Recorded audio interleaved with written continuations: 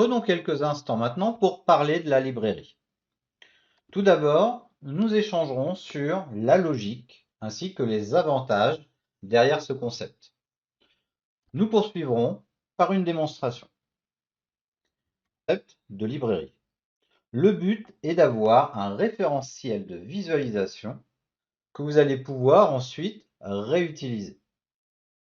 Qui dit réutilisation dit que vous allez forcément limiter la duplication au niveau de vos panels. Et surtout, vous allez capitaliser sur le temps que vous avez investi pour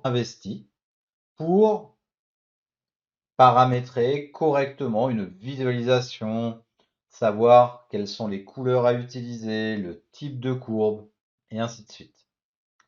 Ce qui fait que vous allez vous créer votre catalogue de visualisation, ce qui permettra l'accélération forcément lorsque vous créerez de nouveaux dashboards.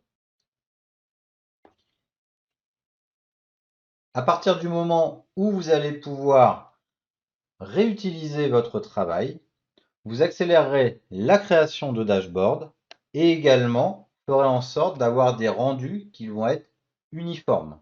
C'est vraiment quelque chose d'assez pratique à l'usage.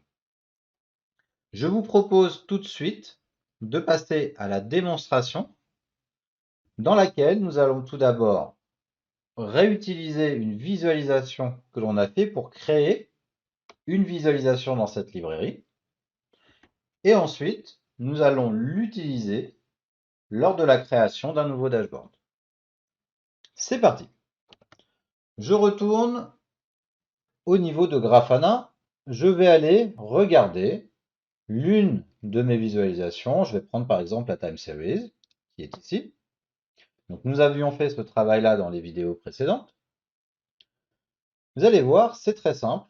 Je vais choisir au niveau de mon menu de panel, More et Create Library Panel. J'indique le nom de mon panel au sein de la librairie, par exemple, Node Exporter Load, et j'indique dans quel répertoire je vais ranger mon élément. J'indique que c'est une visualisation qui est plutôt rattachée au système et je crée mon panel. Si maintenant je retourne en arrière, vous voyez ici que on a un menu au niveau des dashboards qui est Library Panels. Et désormais, nous avons ce que nous venons de rajouter à l'instant, Node Exporter Load.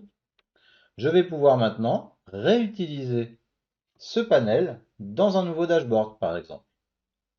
Pour ce faire, je vais créer un nouveau dashboard. Et nous avons ce troisième menu ici, qui est Add Panel from the Panel Library. Vous pouvez, quand vous avez beaucoup de choix, choisir un peu de filtrer les résultats par rapport à une recherche ou un type. Ici, nous n'en avons qu'un. Nous pouvons donc directement sélectionner notre visualisation. Et voilà, nous avons directement les données qui sont graphées avec le style qui a été défini dans notre visualisation. Donc vous voyez, c'est un gain de temps très pratique quand vous voulez réafficher des informations communes sur plusieurs dashboards. Créez un panel librairie et ensuite utilisez-le au sein de vos différents dashboards. C'est tout pour cette logique. N'hésitez pas à l'utiliser, elle vous fera gagner beaucoup de temps. Je vous retrouve dans la prochaine vidéo où nous allons traiter des sources de données multiples au sein d'un panel.